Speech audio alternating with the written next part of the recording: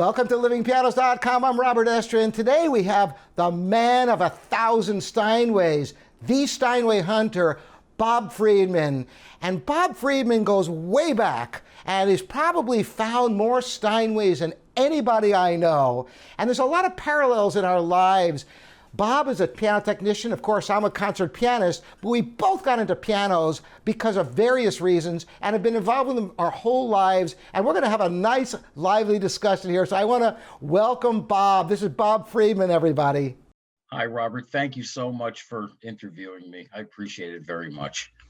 It's a real pleasure, you know, and we've gotten to deal with each other over the years. And just a little bit for people who are not familiar with you, because you're kind of like invisible to the public, but he's the man who locates and provides Steinways to countless stores all around the country and perhaps around the world. And he's been doing it a heck of a long time.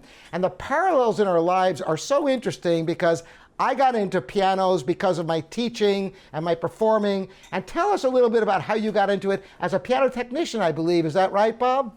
Yeah, actually, I realized I was speaking with my wife today, and this is my golden anniversary, 50 years that I put my hands on a piano that needed a little bit of work. And interestingly enough, my father was also a concert pianist, but he never toured. He trained when he was very early in life, and at a certain point in his teens, he put it down for a reason that, as a concert pianist, you're supposed to take the music out in front of you, and you're supposed to memorize. Right. He refused to do that, so his agent let him walk. He put the piano down shortly after that. He never picked one up again until 1971. I was 19 years old. Actually, 71. I was 17 years old, and there was a gentleman who passed away that lived across the street from us, and there was a beautiful old Sommer upright in there. And I went into the house. I saw it. The girl said it was for sale. I dragged my father in there because I had seen him play at family parties, but I really had no idea how accomplished he was. And my mother and I begged him to buy the piano. He didn't want to do it, but we still begged him to do it, and he did it. He brought it home, and he wailed on the piano. He played Rachmaninoff like the day he put the piano down when he was a kid. He'd never forgotten how to play. And he had gone to work one day, and I was taking mechanical drafting, architectural blueprint design in high school. So I had some really good teachers show me mechanical know-how. And the piano had one note that was always not working up in the upper register. He'd play it and go, and he'd hit it, and then he'd come back. He never called anybody in. So one day when he was at work, I took the action out of the piano. My mother walked through and she goes, "What are you doing?" I said, "I'm going to figure out what's wrong with this piano." And I noticed that one of the springs were out in the jack that, of course, pushes the hammer up. And I fixed it. So I put it back in the piano. She said, "You better get that back in the piano before your father gets," and he was kind anyway. He wouldn't have. And later that night, he came home from work, and I watched. I never told him I did it. He went and played, and that note worked. And he did a double take. I watched him, and he must have figured it fixed itself.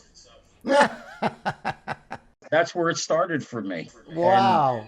And that was probably 4,000 Steinways ago. Yeah, 4,000 Steinways. Woo! Well, yeah. I lived in a truck for almost 30 years, traveling the country and buying and selling and meeting everybody I did business with and going in everybody's homes and having coffee with, more people than Starbucks probably serves.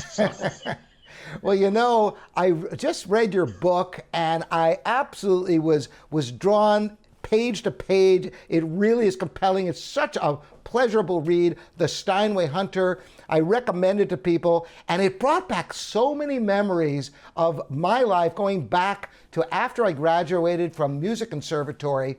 I was teaching piano, and the first question I would always ask people is, do you have a piano? And it was surprising how many people wanted lessons who didn't have pianos, and I knew that couldn't work. So that's how I kind of got into finding pianos. And, we could swap stories about some of the crazy ways we found pianos. I'll be honest with you, I probably have 300 stories, but it got to the point where after 3 years of editing and 20 years of writing just 25 stories, because I'm not a writer, but with the help of my dear wife and some very, very highly skilled editors who also had pianos in their lives, and they're famous editors, book editors, and all of us had something in common, is that they loved the piano, and therefore they helped me with it. And to finish another 30, 40, 50 story. I mean, we have so many stories, we could probably sit here until all our hair falls out just telling stories. Well, I believe you, as I experienced, one of the things about pianos is that you got to move them. And I moved, I don't know how many hundreds, maybe more than hundreds of pianos. And that was back in the day that it was mostly uprights and mostly those big, heavy, those monstrosities. And I don't know how the heck I move. I'm not a big man, but I never hurt my back to this day, knock on wood, is strong because I always lifted correctly. So I've had 9 rescinded discs in my back over the years. Oh. But I've always strengthened myself, and I've come back. And the one thing that was, and I'll show this on the camera because I carry it with me because it reminds me of a very good friend who is in the dedications in the book. His name was Henry Caron, and he's the one who it's the story, The Dawn of the Steinway Hunter. And this blue dolly is actually a picture of Henry's dolly when we both had a blue dolly, and he's passed on now. He looked just like Jimmy Cagney. It was interesting but he pointed me in a direction when I was very young. He said, and he saw that I had a lot of children. I had 5 children actually. And he said to me, he says he saw me driving up in an old beat up Matador wagon with a U-Haul on the back. And I used to deliver basically no-name pianos to him. And then he had one Steinway. He says he looked at me and he goes, "You're never going to be able to support them with that." He says, "That's the piano you want to go for." He says, "Go for that and you'll do okay." And that's where it started. And he gave me the tip. He said, "Stay with Steinway." Well, in the used market, there's nothing like Steinway. Everybody knows the name and the power of that company. And it's the piano that everybody looks to restore. Because the fact of the matter is, in the used market, the Steinway holds its value better than other pianos. So if someone's going to restore a piano, to put the thousands of dollars in one piano, they might as well put it in a piano that's going to sell for more. And that's the conventional wisdom. Now, here at Living Pianos, we actually celebrate all the great American and European pianos, which can represent phenomenal value. And plus, as you well know, each piano is unique. And there are some great pianos from a variety of manufacturers, but a great Steinway is still a great piano, and there's always people looking for them. They call it the standard piano of the industry. Mm-hmm. And what's interesting, and you, I'm sure you know this as a technician yourself, somebody who probably works on the pianos as they get to the point where you get them ready for people, is that 1878 was the design of the tubular action frame and the duplex scale. It hasn't changed much since then. Yes, it's kind of amazing that pianos from the 1880s, they had some of the same scale designs they're still making today. And there was a documentary about Steinway a number of years ago, and they said that if you took somebody from back then, from the 19th century, and transplanted them into the New York factory today, there'd be a couple of new rigs, but they'd be pretty much right at home because fundamentally they're building the pianos the same way they did over 100 years ago, which is pretty remarkable. Absolute geniuses they were. They were, and they didn't have long lives because they every time they got a little bit of a disease, it took them over because they almost died from exhaustion because they worked so hard. Yeah, perfecting everything that they did. So I remember back in the day before the internet was a thing, and what I would do, and I don't know if you can relate to this, my wife and I would hang out downtown. We were living in Bloomington, Indiana. I had graduated from school there in piano performance and kind of fell in love with the small town. and we'd hang out at the book stand waiting for the recycler to come out, the classified newspaper, because as soon as it would come out, we'd make a beeline for it to see if there were any good pianos in there, and then we have loaded quarters in our pockets and go to the nearest payphone before cell phones, and then if there were any deals, try to get there, and talk about the hunt, right? You're right. We do, Peril. You absolutely right. Wow, that's very cool. Now, over the years, it's kind of interesting because I always felt that was like the ultimate way to get pianos is to be there first, get there and find the deals of the ones that really need restoration that somebody else wouldn't even know what to do with, but it's a diamond in the rough.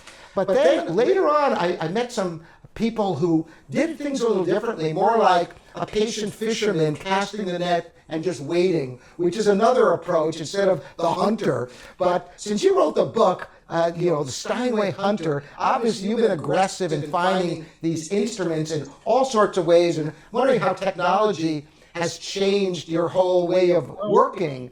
When there was limited technology, there in the story, The Dawn of the Steinway Hunter, actually my mother was a very helpful tool and a catalyst to advertising for me, because when I finally decided that was the way, to earn enough money to keep food in the house, because a little bit of Wurlitzer, a little bit of Chronic and Bach, you couldn't raise the bar that way financially. So when I finally decided to go with Steinway and stay with Steinway, my mother worked in USA Today classifieds, and her this is in one of the stories.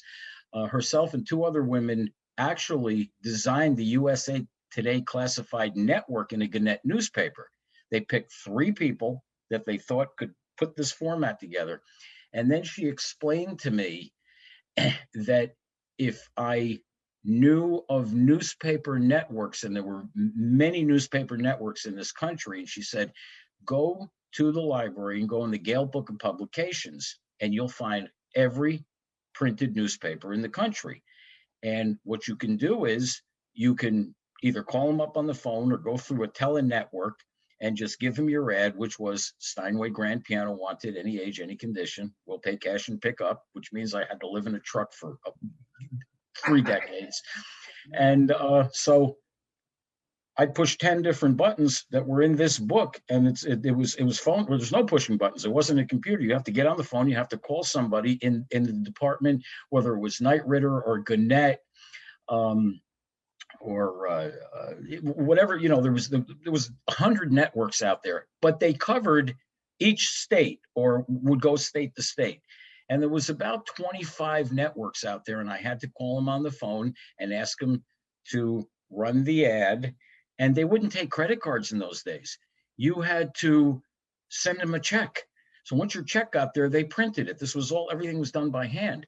And then all of a sudden your ads started running in 15 states at the same time. When the calls started coming in, then you had to get in a truck and you ask them what they had. They would tell you. There was no photographs. You couldn't do what we do today by seeing on the internet what you're buying.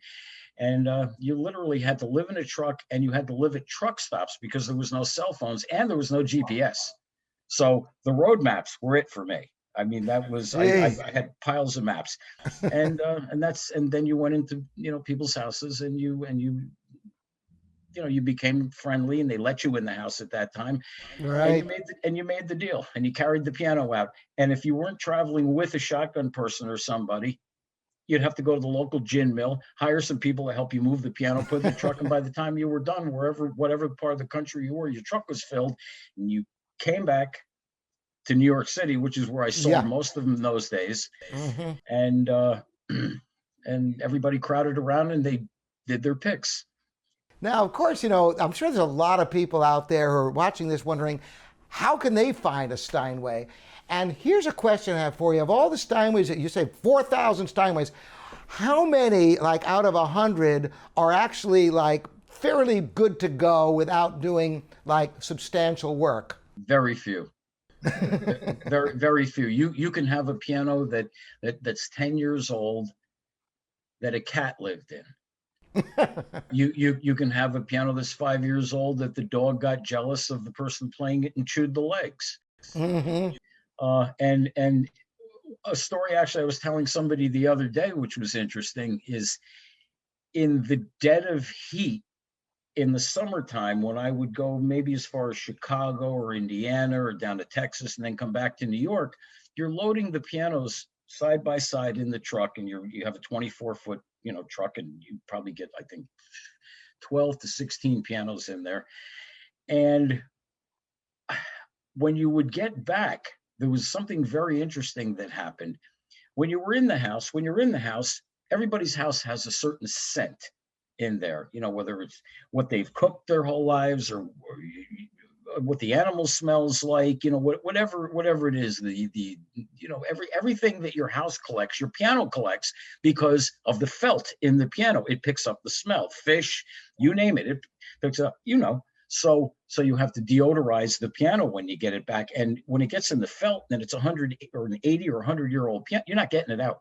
So therefore the piano, needs upgrading, restoration, new hammers, new felt everywhere. So when I got back to New York City one day and I opened the back of the truck, the smell from all these pianos being in people's houses for 100 years nearly knocked me off the back. I opened it, and because it was hot in there, and I was like, and the smell came out and it almost knocked me over. It was so disgusting. But what it was, this was the smell of every piano that was in everybody's house for 80, 100 years. Oh my gosh.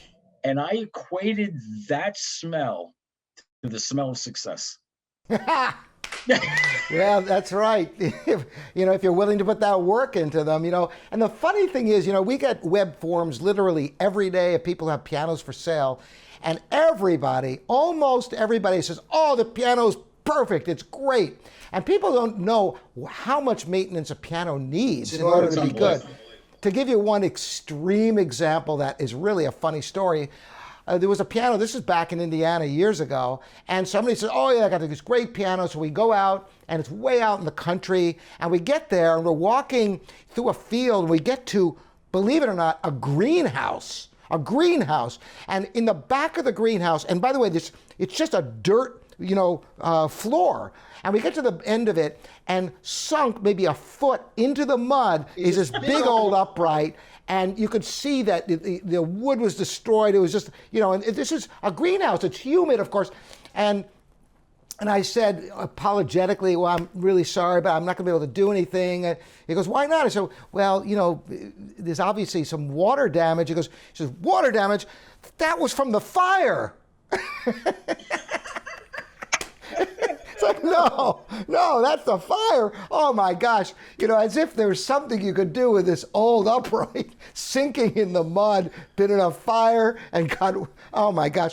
So yeah, that's an extreme example, but even a piano, somebody buys a piano with the best intentions, and then they never tune it. They don't understand that piano degrades just from not playing it and not servicing it. The piano is going to take a tremendous amount to get back on any kind of performance level. It takes a ton of work for a neglected piano. One of the reasons I actually got into wholesale supply, you would say, not supplying the public, but supplying dealers. First of all, there's only so many people in your public area, unless you're in a very, very busy area. I didn't live in a very busy area, but there's thousands of dealers and hundreds of rebuilders. So everybody always needs stock all the time. So it keeps moving. But the reason that I got into it was because I would find myself reconditioning, not rebuilding, even though I did a lot of rebuilding, reconditioning and some rebuilding a lot of pianos. And in the end, I really couldn't get the retail money out of it that I wanted because there weren't enough people in my area to buy. So I would wholesale it to a dealer somewhere, which means I kind of was wasting even though, because how much work it takes to put a piano back in shape when nobody has taken care of it. And I was giving my work away. And I was saying to myself, if I'm going to continue to give my work away, I'm not going to earn any money. So Yeah. So you found a niche for yourself, and you know you're one of the only people who really specializes in this. It's really a niche that you've carved out, and what's cool is that you've managed to transcend into modern technology and the internet, and I'm sure that helps you tremendously. And hopefully, you're not still moving them yourself. the heaviest thing I'd probably pick up is either a drumstick or a paintbrush, or maybe a Very tennis racket smart. every now and then when my knees will allow me. There But you go. no, Well, and I'm still finding and buying more than 200 pieces a year. wow, that's impressive. Well, you know, of course, what we do kind of obfuscates the whole problem of a market area because we started Living Piano's online piano store back in 2006, kind of before everybody else thought of it. And now, of course, it's the way everybody is buying everything. Right. And because of media and the quality of the internet, if you've got decent speakers hooked up, you can actually get a really good preview of a piano. Of course, some players would have to play the piano, and of course we welcome them to fly in, which some people do, but many people don't know enough about pianos anyway, and will. You you play so well, and your recordings are so good that they're getting almost exactly what it would sound like in their house. I've listened to your recordings, and I mean, All it's right. like, they don't how can I say, they don't sway. The volume is right, the instruments are done right.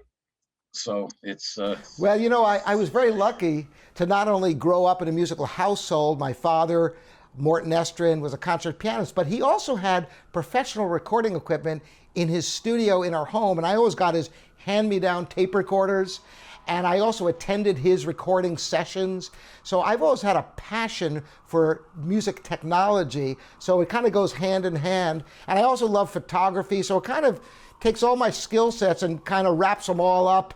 And, you know, it's a blast. And I get to meet other people who love the piano. And now I'm doing a bunch of teaching. As a matter of fact, I've got students in Australia and Pakistan, Scotland, Alaska, all over the world. And the power of the internet is just so incredible really that is. I can connect with these people. So anyway, I want to tell everybody that if you are into piano and want some great stories, because you're a heck of a storyteller, Bob.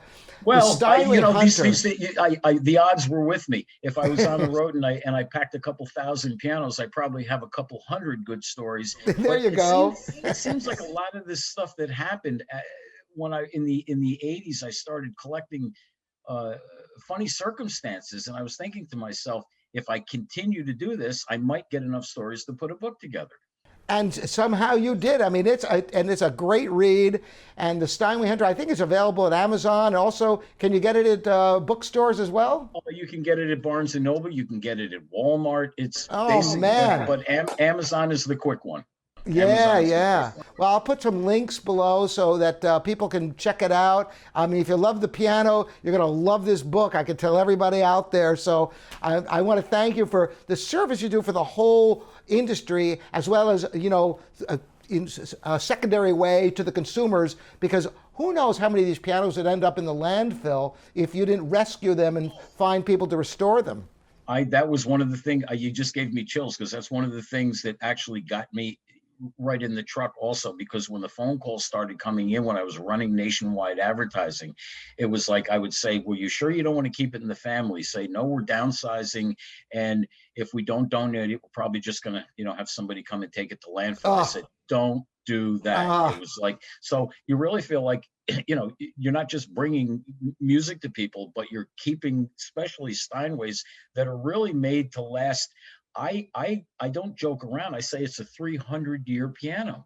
And I mean, stuff that came out of the 1870s, people are restoring it now, 1870s, 1880s. So if it lasted that long, that means the next restoration will last that long. We won't be here, but then somebody will want it again. But they'll still be around. So it's a little bit of living history. And I think about the thousands of pianos that Living Pianos has restored and brought back to life.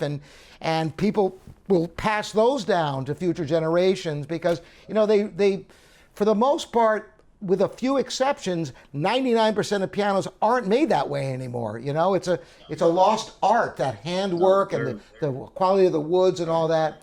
Before we go, I think you had a couple of artifacts you wanted to share. Is that right? I actually do.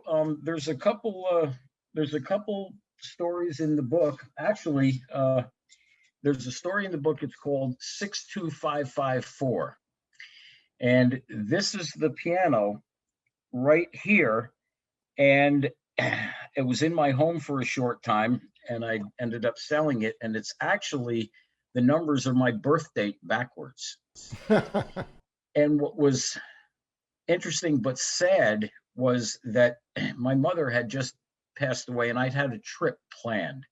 So I waited a week, not quite a week, and then of course all these appointments were set up across the country. So I had to get on with it, and it was almost 3 o'clock in the morning when I finally got to a gentleman's house in Cleveland, and I opened the piano, and I looked and I saw the numbers backwards. And I looked at it and I go, I know those numbers. And I realized that it was my birth date backwards, almost like maybe from the piano inside looking out at me. And it was just after my mother had passed away. Oh, wow. So some people think it's creepy. I don't, because I brought it home and I'd actually sold it to a couple, a lawyer and accountant, male, female, man and woman, who had a big church that they had just rebuilt. Again, I'll show you, and it looks like this. And wow, the filigree work in the front, when I described it to them, when I advertised it, they said, that's exactly what we're looking for, because everything in the church has this design in it. So they came and they purchased it. It's a 1870s Steinway upright that was completely restored before I purchased the piano. So it had, everything inside, new board block strings, action. Young gentleman's father had restored the piano. His father had passed away, and he sold it to me. And when I sold this piano, they wanted it bad enough to where the number that they gave me helped me with a deposit on a house that I bought that I raised my children in. Wow. So it actually almost felt like my mother was helping me. Oh, how do you like that? It was, and if you buy the book, or, if somebody gets their hands on the book and they read 62554, they'll understand. Fantastic. That one. I'll leave you with one interesting coincidence that we once faced about 10 years ago. We got from completely different sources, two Steinway Model M 5'7" grand pianos, both in mahogany, and they ended up in, we were living in a live-work loft in the Santiago Arts District in Orange County, California at the time, and they were right next to each other, and we were shocked to discover that they were one serial number apart. They must have been next to each other in the factory floor. It was the last digit that was and they one stayed off. And they stayed together. Yeah, but they weren't. They just were reunited. We just happened to get this from two different sources, and they were reunited after some from the 1930s. Can you believe it? What are the chances of that? see, that was meant for you to be there. Yes, and we've had many things that were meant for us to be there in this industry. Absolutely. And I hope that all the people who have pianos from you and pianos from us are still playing them and enjoying them, and that future generations get to enjoy those pianos. And I want to thank you so much, Bob, for coming, joining us here. Robert. And sharing your stories and your wonderful book, which I encourage everybody to get, The Steinway Hunter. And listen, you have a great day, and we'll be in touch soon, all right? You take care. I look forward to it. Thanks. All right. Bye-bye. Bye-bye.